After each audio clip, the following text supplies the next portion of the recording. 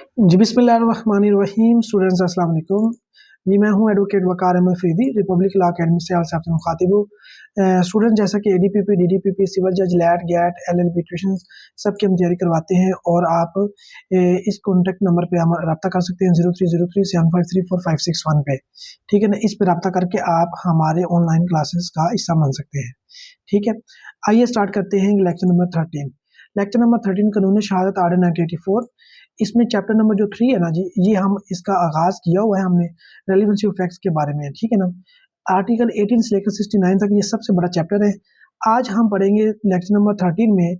46 article 46। ठीक है ना, आर्टिकल 46 क्या कहता है, पहले हम ये स्टेटमेंट पढ़ते हैं। ये क्या लिखा हुआ है, ये लिखा हुआ है कि statements by persons who can not be called as a witness. उन अशखास की, उन लोगों की स्टेटमेंट्स जिन्होंने दी हैं, जिनको मतलब कि वो who can not be called as a witness, जिनको विटनेस के तौर पर नहीं बुलाया जा सकता।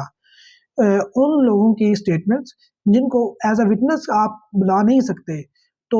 उनके स्टेटमेंट्स कैसे ली जाएंगी, उनके स्टेटमेंट्स कैसे एज ए एविडेंस रिकॉर्ड की जाएंगी, तो वो ये बता रहा है, आर्टिकल 46 बता रहा है। ठीक है,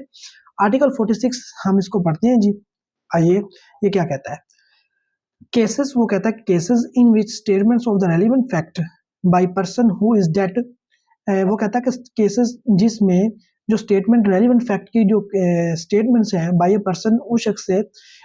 की स्टेटमेंट हु इज डेड, जो कि डेड है, जो कि मर चुका है, or can not be found, जिसको तलाश नहीं किया जा सकता, वो क्या होंगी, रेलिवेंट होंगी, वो काबिल कबूल होंगी। ठीक है ना जी, आगे पढ़ते हैं। स्टेटमेंट क्या कहती है, स्टेटमेंट कहती है कि स्टेटमेंट्स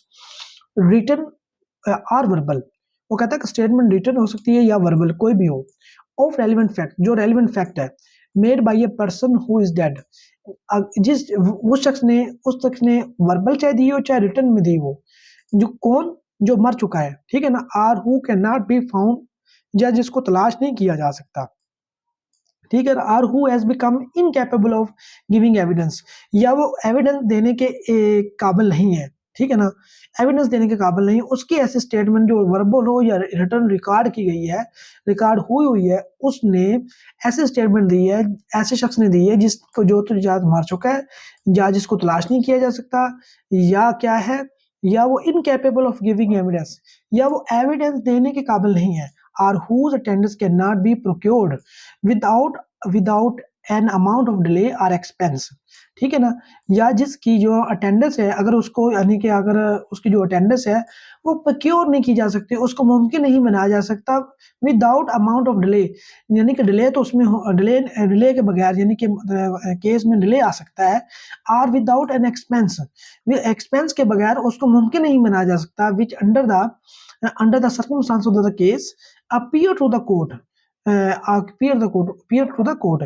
जिसमें ऐसे सर्कमस्टांसेस में जिसमें कोर्ट को ये लगता है कि ये अनरीजनेबल है, ऐसा करना अनरीजनेबल होगा, या or themselves relevant facts in the following cases, तो वो ऐसे, उसने कहा है ऐसे तमाम फैक्ट्स जिसमें एक बंदे की स्टेटमेंट्स हो जो कि डेड हो चुका हो, या जिसको तलाश करना मुमकिन ना हो, या जो एविडेंस देने के काबिल ना हो, या जिसकी अटेंडेंस को मुमकिन नहीं बनाया जा सकता बगैर डिले के या एक्सपेंस के, मतलब कि उसका एक्सपेंस बहुत ज़्यादा आ जाएगा, या डिले बहुत ज़्यादा हो जाएगा। तो अगर ऐसे सर्कमस्टांसेस में कोर्ट को ये लगता है कि ये अनरीजनेबल है, तो ऐसे तमाम फैक्ट्स जो है ना, वो क्या है, रेलिवेंट फैक्ट कहलाएंगे। किन केसेस में, फॉलोइंग केसेस में। आइए अब हम पढ़ लेते हैं। ठीक है ना, ये देखें जी, अब इसका एमसीक्यू साथ ही हम कर लेते हैं। स्टेटमेंट्स रिटन या वर्बल, कोई भी हो, ऑफ रेलिवेंट फैक्ट की made by a person who is dead or who can not be found or who has been incapable of giving evidence. जी यहाँ पे जी एमसीक्यू नंबर 1 करते हैं जी। एमसीक्यू नंबर 1 क्या कहता है कि स्टेटमेंट्स रिटन और verbal of the relevant facts made by a person, यही वो ऊपर वाले स्टेटमेंट का मैंने एमसीक्यूज बना दिया कि वो कह रहा है कि अगर स्टेटमेंट जो है वो चाहे रिटन हो चाहे वर्बल, ऐसे शख्स ने दी हो जो मर चुका हो, या उसको तलाश करना मुमकिन ना हो, या वो इनकैपेबल ऑफ एविडेंस देने का, तो या उसकी अटेंडेंस बगैर डिले के या विदाउट एक्सपेंसेस के मुमकिन ना हो, तो ऐसे सर्कमस्टांसेस में अगर अदालत को ये लगता है कि ये अनरीजनेबल होगा, तो फिर वो क्या हो गया, आर देमसेल्व्स क्या हो गए, वो रेलिवेंट फैक्ट होंगे। बी ऑप्शन ठीक है जी, रेलिवेंट फैक्ट होंगे। ठीक है, आगे चलते हैं कि फॉलोइंग केसेस में किन केसेस में, ये वाले केसेस में। Number 1, when it relates to the cause of death, अगर मामला काज ऑफ डेथ के रिलेटेड होगा, इसकी वजह क्या बनी, काज ऑफ डेथ, डेथ की वजह क्या बनी, तो फिर क्या है, ये वो क्या होंगे, सारे रेलिवेंट फैक्ट होंगे। वो कौन से फैक्ट होंगे, अभी इसको पढ़ लेते हैं। काज ऑफ डेथ के हवाले से कैसे स्टेटमेंट वो रेलिवेंट होगी। When the statement is made by a person, अगर एक ऐसे शख्स ने स्टेटमेंट दी है as to the cause of his death, वो अपनी डेथ की वजह बता रहा है मरते हुए, मतलब एक बंदा मर रहा है और बता रहा है कि मुझे फलां बंदे ने मारा, ए ने, बी ने, या मैं खुद मर रहा हूँ। और as to any of the circumstances of transaction, या किसी भी ट्रांजैक्शन के हवाले से, as to any of the circumstances of the transaction, या जो वाकया हुआ उसके बारे में, which resulted in his death, या मतलब कि जिस वजह से उसकी डेथ वाकया हुई है, वो ट्रांजैक्शन के हवाले से जो भी सर्कमस्टांसेस हुए हैं, in cases in which the cause of that person death come into questions, वो तमाम सर्कमस्टांसेस जिसकी वजह से उस शख्स की जो डेथ है वो वाकया हुई है, सच स्टेटमेंट्स आर रेलिवेंट होंगे। whether the person who made them was or was not, जिसने वो शख्स जिसने स्टेटमेंट की रिकॉर्ड करवाई थी वो मौजूद हो या ना हो। At the time when they were made, at the time when they were made, मतलब कि उस वक्त जिस वक्त वो स्टेटमेंट दी गई। अंडर एक्सपेक्टेशन किस expectation of death, under expectation death कि मैं मर जाऊंगा, एक बंदे को खतरा है कि मैं मर सकता हूँ, मेरी ये जो हालत है, तो उस हालत में उसने अगर कोई स्टेटमेंट दी है तो वो क्या हो जाएंगे, रेलिवेंट हो जाएंगे। And whatever may be the nature of the proceedings, जो भी प्रोसीडिंग की नेचर होगी, in which the cause of his death, उस काज ऑफ डेथ के हवाले से कम इनटू द क्वेश्चन, जिस हवाले से भी वो उसकी जो डेथ है वो उस पर सवाल उठाओ कि इसकी वजह से, किस वजह से ये इसकी डेथ हुई है, तो उस हवाले से कोई भी यानी कि स्टेटमेंट जिस बंदे ने मरते वक्त दी है, तो वो उसकी जो स्टेटमेंट है वो रेलिवेंट हो जाएगी। एमसीक्यू नंबर 2 पढ़ते हैं जी। एमसीक्यू नंबर 2 कहता है कि when the statement is made by a person, अगर एक ऐसे शख्स ने स्टेटमेंट दी अपनी डेथ के हवाले से किसी भी सर्कमस्टांसेस में जिसकी उसकी जो डेथ हुई है, कि उस शख्स की जो डेथ की वजह की जो काज बनी है वो कौन सी है, इस पर अगर सवाल उठता है, ये ऐसी स्टेटमेंट्स क्या कहलाएंगी, वो क्या आएंगी, आर रेलिवेंट कहलाएंगी, आर रेलिवेंट होगी। सी ऑप्शन ठीक है जी। ठीक है, आगे जी, ये दूसरा सर्कमस्टांस है जिसमें जो सारी स्टेटमेंट्स वो रेलिवेंट होगी। किन की स्टेटमेंट्स, अगर एक बंदा डेड है और दूसरा ये आदमी अगर एक है उसमें तलाश नहीं हो पा रहा, या इनकेपेबल है, या उसको बुलाना अदालत में बहुत महंगा पड़ सकता है, ये 4 बंदों की बात हो रही है। इन शख्स के बारे में कोई भी स्टेटमेंट हो or is made in course of business के हवाले से की गई हो, तो फिर वो क्या हो जाएंगे, रेलिवेंट होंगे। When the statement is made bye such person in the ordinary course of business, उन्होंने कहा कि when the statement is made by a person, अगर एक ऐसे शख्स ने स्टेटमेंट दी अपनी ऑर्डिनरी कोर्स ऑफ बिजनेस में, जैसा उसका जो बिजनेस चल रहा उसके, यानी कि उसी में बिजनेस में, मतलब कि जो बिजनेस वो काम कर रहा है उस दौरान उसने कोई ऐसी स्टेटमेंट दी है, in a particular when it consist of any entry or memorandum, या वो किसी एंट्री के हवाले से वो स्टेटमेंट हो मेड बाय हिम, उसने दी हो, इन बुक्स में kept in the ordinary course of business, मतलब वो कोई अपना बिजनेस चला रहा, तो उस दौरान उसने यानी कोई डायरी मेंटेन कर रहा, रोज नामचा में लिख रहा था, तो वो जो उसने स्टेटमेंट वहाँ लिखी, तो वो क्या हो जाएगी, स्टेटमेंट रेलिवेंट हो जाएगी। और इट्स और in the discharge of the professional duty, या उसने अपनी प्रोफेशनल ड्यूटी देते हुए कुछ स्टेटमेंट दी है, आर ऑफ एन एक्नॉलेजमेंट, या कोई किसी चीज को वो तस्लीम कर रहा है, written or sign by him of receipt of the money, या उसने कोई ऐसा लिख दिया है या उसने साइन कर दिया है रिसीट ऑफ मनी, मतलब कि वो रिसीट दे दी है पैसे की, गुड्स की, और सिक्योरिटीज प्रॉपर्टीज की ऑफ एनी काइंड, किसी भी हवाले से बिजनेस का जो आम रोजमर्रा बिजनेस में होता है, or of document used in commerce written और साइन बाय हिम, यानी कि वो डॉक्यूमेंट्स, तमाम डॉक्यूमेंट जो कॉमर्स के यानी कि लेन देन के मामले में यूज होते हैं और उसने उस पर साइन किए हुए हैं, और the date of the letter या उस पर लेटर की डेट लिखी हुई है, और other document usually dated written और साइन बाय हिम, उस लेटर को उसने साइन किया, उसकी डेट भी उसमें, और उसमें ये क्या है, डॉक्यूमेंट्स पे डेट है, उसके साइन है। ठीक है ना, तो लिखा हुआ है उसके हाथ से, तो जो तुम्हारे क्या हो जाएंगे, वो सारे के सारे डॉक्यूमेंट्स हो जाएंगे, वो रेलिवेंट हो जाएंगे। और उसकी वो स्टेटमेंट जो होंगी जिसमें उसने एक्नॉलेजमेंट की है, उसने ऑर्डिनरी कोर्स में किसी चीज़ को तस्लीम किया है, ठीक है ना, कोई एंट्री के हवाले से या कोई मेमोरेंडम के हवाले से, वो करे तमाम की स्टेटमेंट्स क्या हो जाएंगी, वो रेलिवेंट होंगी, वो रेलिवेंट होंगी। ठीक है ना, इसके एमसीक्यूज पढ़ लेते हैं। देखिए, statement is made by the such person in the ordinary course of business, in the ordinary course of business, C option ठीक है जी। ये अभी अभी हमने पढ़ा है ऊपर, इस line in ordinary course of business लिखा हुआ है, तो इसका एमसीक्यूज बना दिया मैंने, तो आप इसको ordinary course of business, C option ठीक आएगा जी। आगे चलते हैं जी। तीसरा उसने कहा है कि इस केस में भी एक ऐसा शख्स है जिसकी स्टेटमेंट जो है, ऐसा शख्स जो डेड है या वो उसको तलाश नहीं हो रहा, या क्या है, वो डेड है, तलाश नहीं हो रहा, या उसको वो इनकेपेबल ऑफ गिविंग एविडेंस, या उसको बुलाना अदालत में मुश्किल है, तो फिर तो ऐसे शख्स की स्टेटमेंट्स वो क्या होंगी, वो रेलिवेंट होंगी। Or against interest of the maker, मतलब कि अगर स्टेटमेंट वो इंटरेस्ट के खिलाफ, खुद खिलाफ जा रही है, तो वो भी रेलिवेंट होगी। When the statement is against the pecuniary or proprietary interest of the person making it, जो शख्स उसको स्टेटमेंट दे रहा है, और व्हेन इफ ट्रू, अगर वो दुरुस्त है, it would expose or would have exposed him to the criminal prosecution or to the suit of damages, अगर वो दुरुस्त है, तो वो उसको, अगर उसको एक्सपोज कर देती है कि उसकी, यानी कि उसको क्रिमिनल प्रोसीडिंग उसके खिलाफ चल सकती है या सूट ऑफ डैमेजेस हो सकता है, तो वो भी स्टेटमेंट क्या हो जाएंगी, रेलिवेंट होगी। ठीक है ना, when the statement is against the pecuniary or proprietary interest, ये लिखा प्रोप्राइटरी इंटरेस्ट, ठीक है ना, ये ऑप्शन ठीक है जी इसका। आगे जी हम इसका 4 पढ़ते हैं। 4 में इसने क्या कहा है,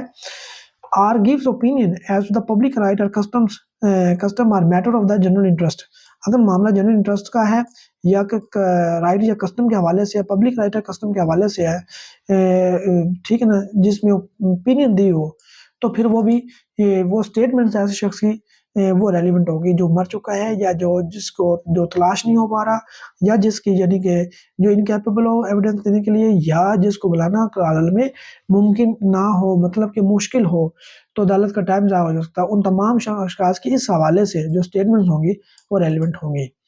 When the statements gives the opinion of any such person, give the opinion of any such person, के जब किसी बंदे की जो स्टेटमेंट्स हैं वो इस हवाले से वो उसने ओपिनियन दी हो as to the existence of any public right की एग्जिस्टेंस के हवाले से, या कस्टम के हवाले से, या मैटर ऑफ पब्लिक और जनरल इंटरेस्ट के हवाले से, of the existence of which it existed, of which it existed, जिसमें वो एग्जिस्ट करता हो, he would have been likely to be aware, he would have been likely to be aware, तो वो फिर, या वो उससे फेमिलियर भी हो, अवेयर भी हो। And when such statement made, जब ये स्टेटमेंट दी गई हो, मेड बिफोर एनी कंट्रोवर्सी, किसी कंट्रोवर्सी से पहले, एज टू सच राइट, या उस किसी राइट की हवाले से, कस्टम के हवाले से, या मैटर के हवाले से जो उस वक्त उठाया गया है, तो वो क्या हो जाएगी, वो रेलिवेंट होंगी। When the statement gives, question number 5 पढ़ते हैं, when the statement gives the opinion of any such person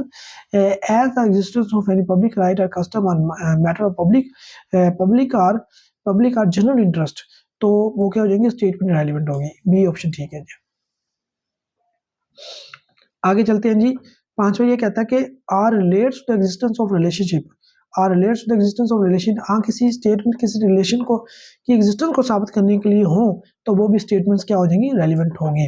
उसने कहा व्हेन द स्टेटमेंट, जब कोई statement relates to the existence of any relationship on blood by blood, मतलब कि किसी blood relation की एग्जिस्टेंस को साबित करने के लिए कोई स्टेटमेंट हो, मैरिज को या अडॉप्शन बिटवीन द पर्सन, या किसी पर्सन ने अडॉप्ट किया हो किसी बच्चे को, कि भाई इसका बाप असल कौन है, तो उसके हवाले से as to whose relationship, as to whose relationship, as to whose relationship के by blood marriage or adoption the person making the statement had special means of knowledge, कि जिस पर्सन ने वो स्टेटमेंट दी है किसी की मैरिज के हवाले से, अडॉप्शन के हवाले से, या ब्लड रिलेशन के हवाले से, तो उसकी वो स्टेटमेंट जो होगी वो रेलिवेंट होगी। And when the statement was made before the question in dispute arised, जब ये इसके हवाले से, मैरिज के हवाले से, ब्लड ऑफ रिलेशन के हवाले से, अडॉप्शन के हवाले से जब क्वेश्चन उठा, उससे पहले उसने स्टेटमेंट दी हो, तो वो स्टेटमेंट्स क्या हो जाएंगी, रेलिवेंट होगी। क्वेश्चन एमसीक्यू नंबर 6 पढ़ते हैं। When the statement relates to the relates to the existence of a relationship. C option ठीक है जी, मैंने बाकी आपको पढ़ के सुना दिया जी। आगे जी एमसीक्यू नंबर ये 6 है, 6 केस नंबर 6 जो है आर्टिकल 46 का, उसमें हम ये देखते हैं or is made in will, या किसी विल में या डीड में relating to the family affairs के बारे में किसी विल में या डीड में अगर कोई यानी कि क्या किया गया है, वो स्टेटमेंट दी गई है, तो वो स्टेटमेंट भी रेलिवेंट स्टेटमेंट कहलाएगी। उसने कहा man statement relates to the existence of an relationship. उसने कहा कि मैन स्टेटमेंट किसी स्टेट ऐसे शख्स की जो मर चुका है या वो उसको तलाश करना मुमकिन ना हो, या वो उसको अदालत में बुलाना मुश्किल हो, या वो इनकेपेबल ऑफ गिविंग एविडेंस, इन तमाम इसमें से कोई भी हो, किसी भी शख्स की स्टेटमेंट उसने क्या दी हो, when the statement relates to the existence of a relationship by blood, marriage or adoption between the person deceased and is made in the will or deed। उसने कहा कि किसी शख्स ने किसी ब्लड की रिलेशनशिप, ब्लड के वाले से, मैरिज के वाले से, अडॉप्शन वाले से, बिटवीन द डिसीज्ड पर्सन, जो बंदे मर चुके हों उनके हवाले, उनमें कोई ऐसी अडॉप्शन को, मैरिज को या रिलेशन को साबित करना हो, and is made in the will, जो उसने कोई विल में स्टेटमेंट दी हो या डीड में लिखी हो फैमिलीज के बारे में, तो to which any such deceased person belong, जिसमें वो डिसीज पर्सन जो मर चुके हों वो बिलोंग करते हों, और इन एनी फैमिली पेडिग्री, तो फैमिली की किसी भी यानी कि जो होता है मर्तबे में, तो upon any tombstone, upon any tombstone के हवाले से, ठीक है ना, फैमिली पोर्ट्रेट के हवाले से, और other things on which the such statement are usually made, जिसमें आमतौर पर वो स्टेटमेंट दी जाती थी। And when statement was made before the question in dispute was raised, जब किसी यानी कि जब ये क्वेश्चन जो राइज हुआ था किसी ब्लड रिलेशन को साबित करने के लिए, मैरिज को या अडॉप्शन को, तो उससे पहले अगर कोई स्टेटमेंट बंदे ने दी है, डिसीज पर्सन ने दी है किसी विल में या डीड में, तो वो स्टेटमेंट्स क्या होंगी, वो रेलिवेंट होंगी। ये देखिए उसने कहा कि जब एक स्टेटमेंट जो है किसी ब्लड रिलेशन को, मैरिज को या अडॉप्शन को, ये डिसीज पर्सन जो मर चुके हैं उन इन्होंने के दरमियान ऐसी स्टेटमेंट किसी विल में या डीड में कि फैमिली अफेयर्स के रिलेट को साबित करने के लिए दी गई है, तो ऐसे स्टेटमेंट्स जो डिसीज पर्सन की जो उस फैमिली की पेडिग्री से तल्लुक रखता हो, तो उसकी जानता हो नस्ल के बारे में, तो उससे तल्लुक रखता हो, तो ऐसे पर्सन के जो स्टेटमेंट्स होंगी वो क्या हो जाएंगी, वो रेलिवेंट होंगी। और was made before the question was arised, before question in dispute was arised, ठीक है ना, इसमें सी ऑप्शन आएगा जी, ठीक है, सी ऑप्शन आएगा। आगे जी बढ़ते हैं जी, एमसीक्यू नंबर हमने 7 कर लिया, अब एमसीक्यू नंबर हमने 8 करना है जी। पहले हम पढ़ लेते हैं जो सब आर्टिकल से है वो पढ़ते हैं। In document relating to the transaction made in article 26 paragraph है, आर्टिकल 26 पीछे पढ़ के आए, उसमें जो भी ट्रांजैक्शन दी गई है, when the statement is contained in any deed, किसी भी डीड में जो होती है कॉन्टेक्ट होता है विल या अदर डॉक्यूमेंट में, which relates to any such transaction as mention in article 26 के हवाले से होगी, वो भी क्या हो जाएंगी, वो रेलिवेंट होंगी। उन अशखास की जो मर चुके हैं, जिनको तलाश करना मुमकिन नहीं है, या जो इनकेपेबल ऑफ गिविंग एविडेंस हैं, या जिनको अदालत में पेश करना काफ़ी देर लग सकती है या काफ़ी एक्सपेंसेस आ सकते हैं, ऐसे शख्स की स्टेटमेंट और रेलिवेंट होंगी। The statement is in contain in any deed will और अदर डॉक्यूमेंट, ठीक है ना, ये ऑप्शन ठीक है इसका, ये ठीक हो गया। आगे चलते हैं जी, एमसीक्यू नंबर हमने एमसीक्यू नंबर 8 कर लिया, अब आगे 9 की बात करते हैं। 9 में ये क्या कहता है, ये 8 में आर्टिकल 46 के सब प्रोविजन 8 में ये क्या कहता है कि or is made by a several person, या बहुत सारे शख्स ने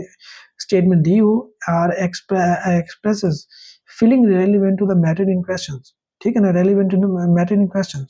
जो रेलिवेंट इन हो उसको, मतलब कि उसने कहा कि एक बहुत सारे लोगों ने उसके बारे में स्टेटमेंट दी हो, and expresses feelings relevant to matter in question, जो क्वेश्चन मैटर इन क्वेश्चन है, जिस पे सवाल उठा हुआ है, ठीक है, अदालत में चल रहा है, तो उसकी यानी कि उसके रिलेटेड कोई फीलिंग्स को एक्सप्रेस कर रहा हो, तो वो ऐसे अशखास की जो स्टेटमेंट्स होंगी, वो चाहे ओरल हो चाहे रिटन हो, वो क्या हो जाएंगी, वो भी रेलिवेंट होंगी। आप पढ़ते हैं हम इसको क्या कहते हैं कि when the statement was made by the number of the person, एक से ज़्यादा अशखास ने स्टेटमेंट दी हो, एक्सप्रेस्ड फीलिंग्स, अपनी फीलिंग एक्सप्रेस की हुई है, और impressions on their part relevant to the matter in question, तो वो क्या स्टेटमेंट होंगी, वो रेलिवेंट होंगी, ठीक है ना। ये आपने एमसीक्यूज नंबर हमने यहाँ पर एमसीक्यूज नंबर 8, आप इस एमसीक्यूज नंबर 9 है, ठीक, एमसीक्यूज नंबर 9 ये आप पढ़ लेते हैं, ये बाकी आप इसको थोड़ा सा रोक के पढ़ लीजिएगा, ये आगे ज़्यादा इलस्ट्रेशन दी हुई है। The question is as to the date of birth, अगर किसी की डेट ऑफ बर्थ के हवाले से क्वेश्चन हो, an entry in the diary of the disease surgeon, disease surgeon regularly kept in the course of business, stating that on given day he attended the aged mother and delivered her of a son is a relevant fact। फिर उस doctor की जो statement होगी ना, उसने जो अपनी book में लिखी एंट्री किया, तो वो रेलिवेंट होगी किसकी, डिसीज सर्जन की। ये भी ऑप्शन ठीक है जी, ठीक है ना। आगे जी एमसीक्यू नंबर 10 करते हैं जी। एमसीक्यू नंबर 10 क्या कहता है, एमसीक्यू नंबर 10 ये कहता है कि the question is whether A was in Peshawar on a given day, क्या क्वेश्चन ये है कि या जो ए है वो उस वक्त पेशावर में था या नहीं था फलां दिन। ए statement in the diary of the disease solicitor, जो डिसीज सोलिसिटर जो सोलिसिटर है, वकील है, उसकी डायरी में एंट्री थी, regularly kept in the course of business, में अपने यानी कि बिजनेस में को चलाते हुए वो मतलब कि वकालत करते हुए जो लिखी थी, that on given day the solicitor attended a, कि उस वक्त तो ए की स्टेटमेंट बता रही है जो मर चुका है, उसने लिखा है कि अपनी डायरी में कि ए वाकई आया था एट द प्लेस मेंशन, जो प्लेस में कि Peshawar, for the purpose of conferring with him upon specified business के हवाले से वो आया था, तो ये क्या हो जाएगी, रेलिवेंट फैक्ट होगा, ठीक है, बी ऑप्शन ठीक है जी। आगे चलते हैं, ये आगे ये पढ़ लीजिएगा स्टेटमेंट आखिरी, यही वो एग्जाम्पल इलस्ट्रेशन है, मैंने अल्हम्दुलिल्लाह आर्टिकल 46 जो है ना, मैं आपको डिटेल में करवा दिया, इसको आपने अच्छी तरह से कर लेना है, ठीक है। अगले लेक्चर में मिलते हैं, आपका बहुत शुक्रिया, थैंक यू वेरी मच, अल्लाह हाफिज़।